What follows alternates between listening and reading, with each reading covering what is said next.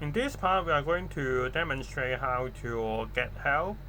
For example, if you do not remember what function that we have, for example, we already has the list one.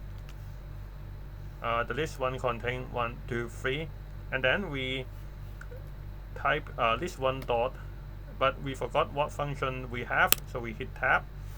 Now we can see we got append, clear, copy, count, extend, index, and then we use, for example, append, and then we can hit shift tab to get to know what is this. So this is to append the object to the end of the list.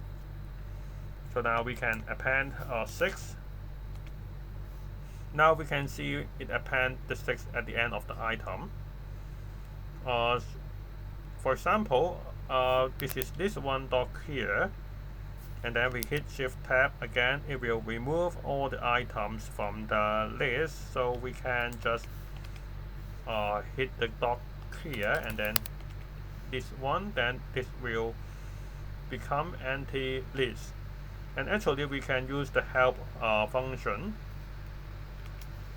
because sometimes you are not using Jupyter Notebook and maybe you are using Spider or VS Code, then you will get help from the terminal, and this will display at the terminal, and which is the same as using shift tab.